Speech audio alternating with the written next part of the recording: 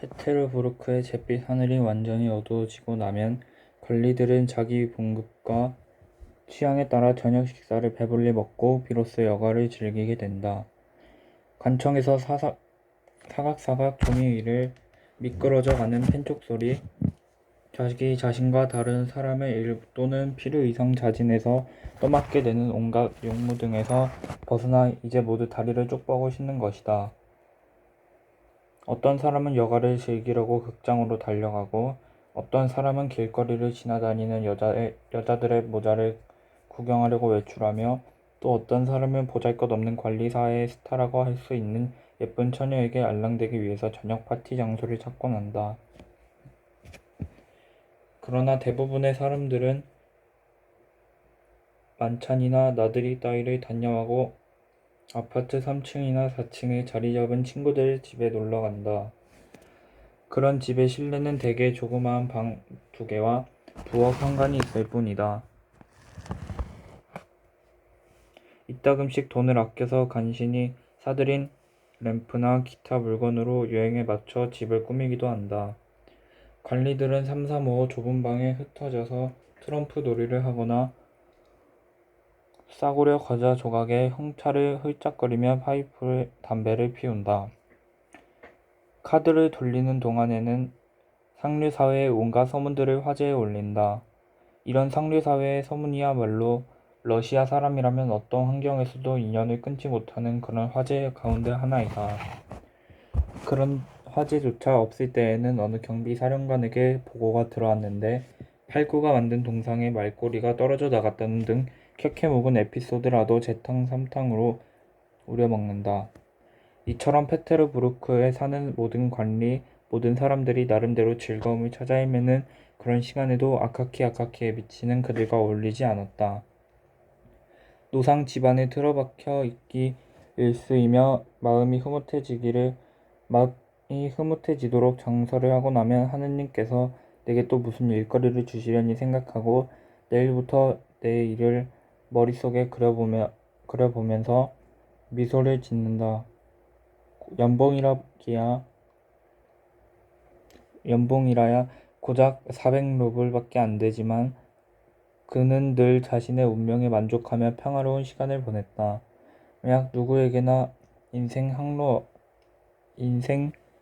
항로도 그는 항로 여기저기에 저처럼 자리 잡고 있는 불행이 어느 날 그에게 닥치지만 않았어도 그는 자신의 생활에 만족하며 늙어 죽었을지도 모른다. 페테르부르크에서 기껏 연봉 400루블 정도로 생활하는 모든 인간에게는 공통적으로 무서운 적이 하나 있다. 그 강적은 다름 아닌 북쪽 지방의 특유의 지독한 추위였다. 물론 이 추위가 건강에 이롭다는 주장도 없는 것은 아니다.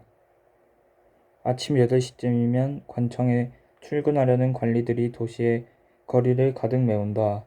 그리고 이 무렵이면 혹독한 추위가 이 사람 저 사람 가리지 않고 어찌나 매섭게 몰아닥치는지 가엾은 우리 관리 나리들은 어디다 코를 두어야 할지 모르고 쩔쩔매는 것이다.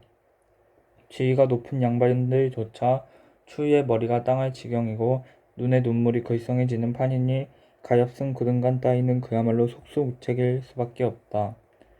오직 한 가지 방법이란 초라한 외투로나마 몸을 단단히 감싸고 될 수 있는 대로 발걸음을 빨리 해서 대여섯 개의 골목을 지나 관청 수의실로 뛰어드는 것이다.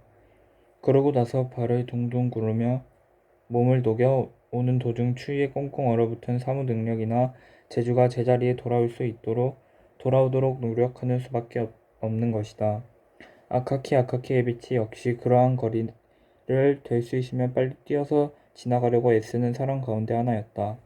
그럴 때마다 늘 잔등과 어깨뼈에 사무칠 정도로 추워서 견딜 수가 없을 지경이었다. 그는 마침내 자신의 외투가 뭔가 잘못되었는지도 모른다는 생각을 했다. 집에 돌아와서 그는 외투를 찬찬히 살펴보았다. 그 결과 자기의 외투 잔등과 어깨 2서너 군데가 마치 모기장처럼 경이었고 안감도 갈기갈기 떨어진 상태였다. 이 부분에서 우리는 아카키 에비치의 외투는 특히 동료 관리들의 놀림감이 되어 왔다는 사실을 상기할 필요가 있다. 사실 그것은 외투라는 고상한 명칭을 이미 상실하고 싸게라는 회개망측한 이름으로 불렸다. 마리아 발음 말이지. 사실 그 외투는 겉 모양부터가 무척 야릇했다.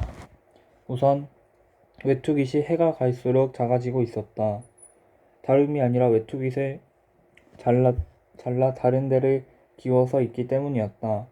외투를 깁는 재봉사의 솜씨도 그리 신통하지 못한 터라 외투는 이제 흡사 보리자루 마냥 볼썽사나운 꼬락선이었다. 외투를 살펴보고 나서 사태가 어떻게 되었는지를 대충 짐작한 아카키 에비치는 외투를 페트로비치에게 가져가야겠다고 생각했다. 페트로비치는 뒤쪽 계단으로 해서 올라가는 어느 4층 집 한 구석에 살고 있는 재봉사였다. 그는 애꾸눈의 곰보였다. 그래도 말단 관리나 그 밖에 별 볼 일 없는 사람들의 윗돌이나 바지 등을 고쳐주는 솜씨는 나름대로 쓸모가 있었다. 물론 이것은 그가 술에 취해 있지 않을 경우였다. 또 그가 다른 돈벌이에 정신이 팔려있지 않아야 했다. 페트로비치가 사는 곳으로 가는 계단은 온통 구정물 투성이었다. 게다가 페테르부르크의 아파트 계단들이 을에 그렇듯이 주변은 온통 두 눈이 아릴 정도로 지독한 알코올 냄새를 풍기고 있었다. 아카키 에비치는 계단을 걸어오르며 페트로비치가 외투를 고치는 사고로 얼마나 달라할지 벌써부터 걱정됐다. 그는 마음속으로 2루블 이상을 절대 내지 않겠다고 작정했다. 그 집의 문은 활짝 열려 있었다. 그럴 수밖에 없는 것이 페트로비치의 마누라가 무슨 생선 따위를 굽는 모양이어서 부엌이 온통 연기로 가득 차 있었던 것이다.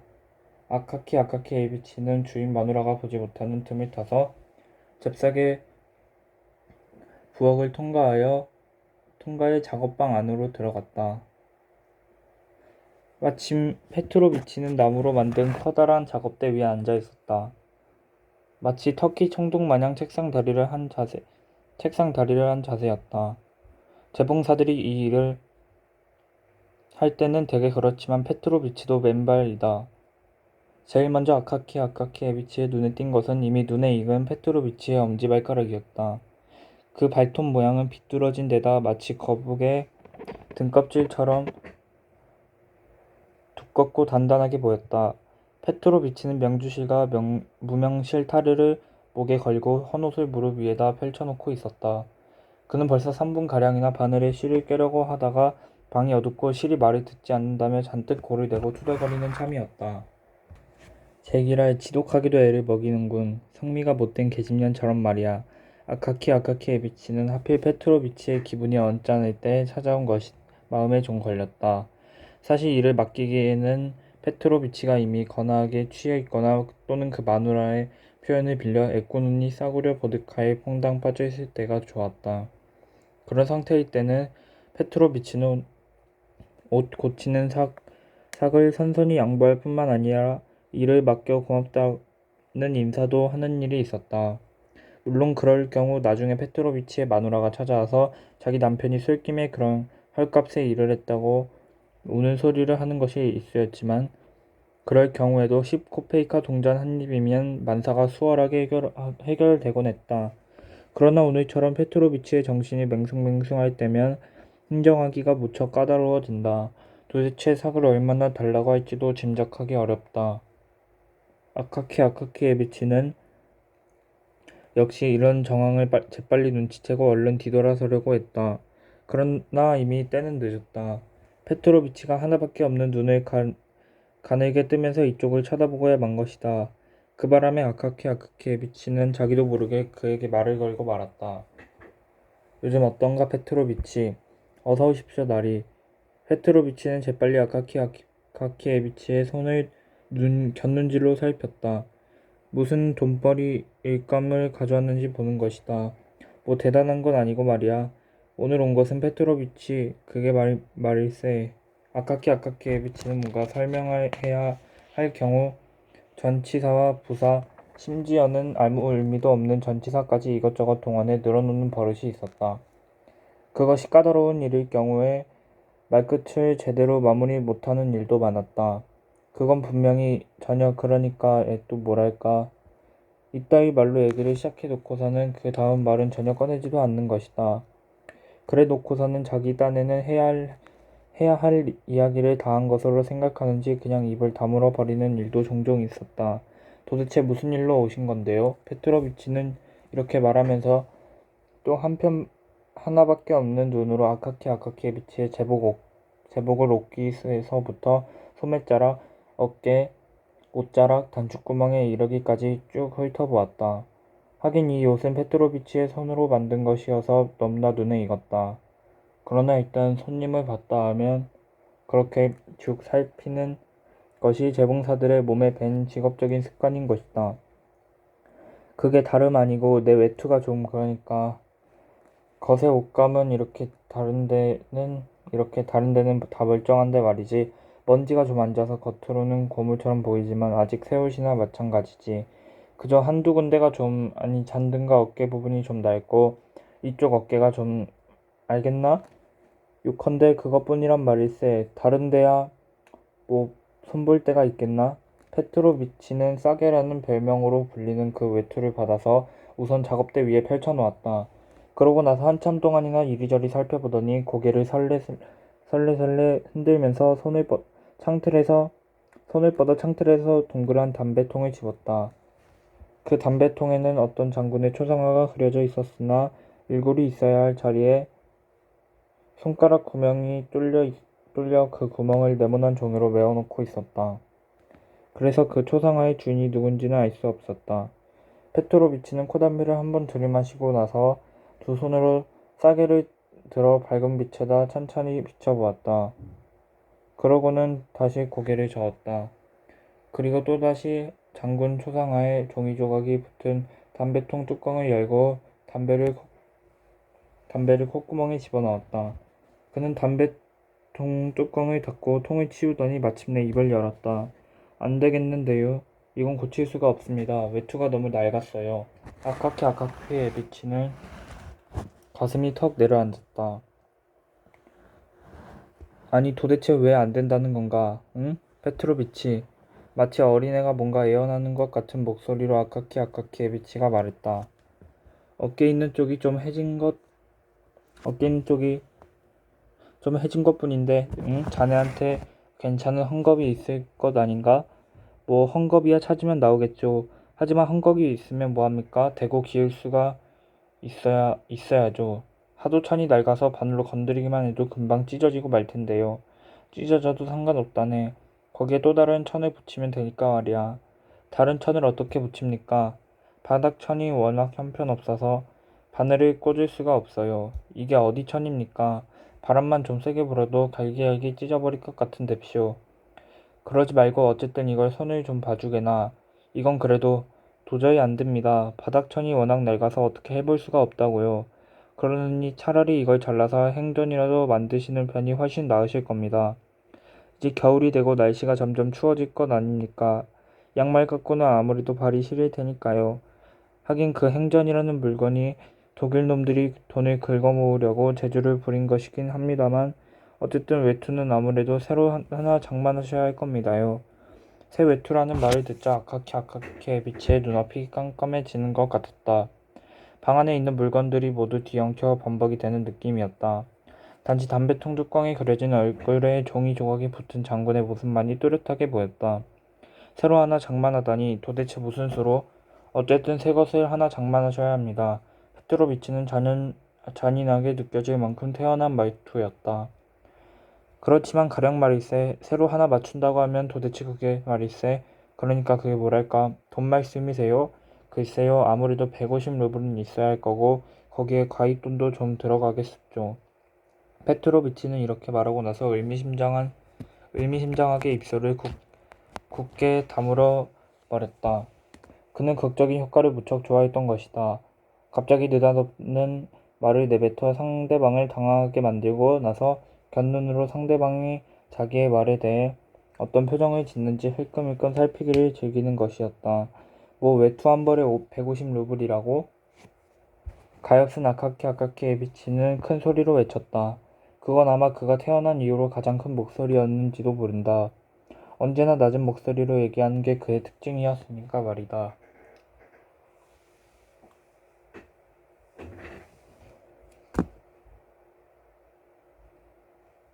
그렇습죠. 그보다 더 비싼 외투도 얼마든지 있지요. 깃에다가 담비 가죽을 대고 모자 안쪽을 비단으로 대면 적어도 200루블은 먹힐걸요. 페트로비치, 제발 나 좀 봐주게. 아카키 에비치는 페트로비치가 말하는 새 외투 효과 따위는 귀에 들어오지도 않고 굳이 듣고 싶지도 않다는 듯이 애원하는 목소리로 말했다. 어떻게 이걸 좀 손 봐주게나. 얼마 동안만이라도 더 입고 다닐 수 있게 말이야. 아니 소용없는 일이에요. 공연히 헛수고만 하고 돈만 날릴 뿐이라고요.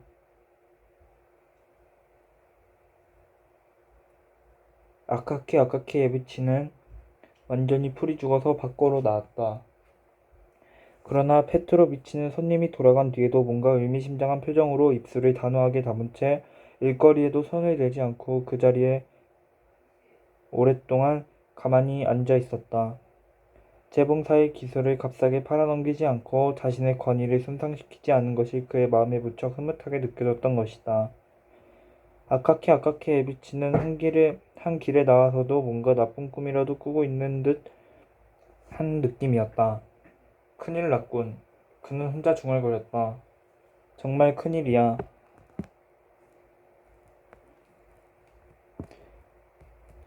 결과가 이렇게 되고야 말았어. 하지만 이건 정말 생각지도 못한 일이란 말이야.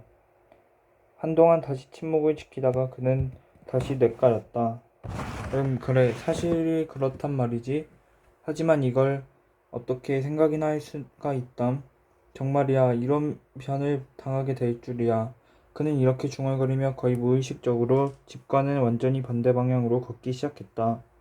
길을 걷는 도중에 지나가던 굴뚝 청소부가 그를 들이받아 그의 어깨가 온통 새까매졌다.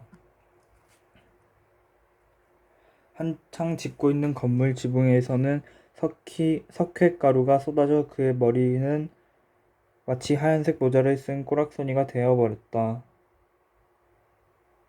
그러나 그는 이런 것을 전혀 알아차리지 못했다.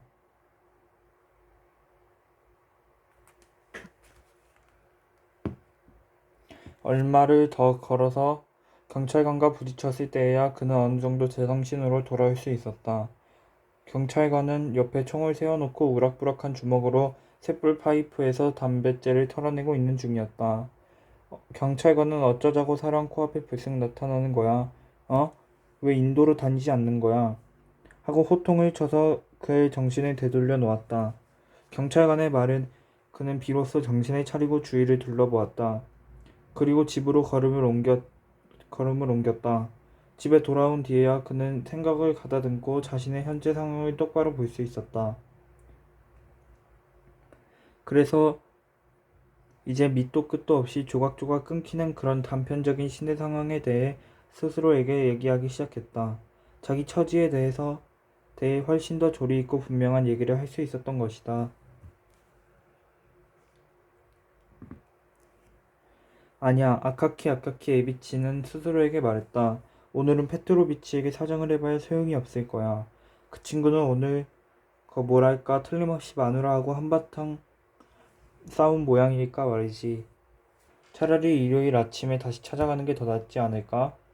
토요일 저녁에 한 장 걸치고 나면 눈이 개슴츠레해지고 해장술을 생각이 간절한 그런 때 말이야. 해장술을 하고 싶어도 마누라는 돈을 줄 리가 만무하고 그럴 때 시코페이카쯤 지어지면 그 친구도 훨씬 고분고분해지겠지. 그렇게 되면 내 외투도 아카키 에비치는 스스로 용기를 돋구며 일요일까지 기다렸다. 다음 일요일 아침이 되자 페트로비치의 마누라가 집을 나와 어디론가 가는 걸 멀리서 확인한 다음 곧장 페트로비치를 찾아갔다. 아카키 에비치가 예상했던 대로 페트로비치는 토요일 저녁에 한 잔 걸치고 나서 아직 잠이 잠이 덜 깬 모양이었다.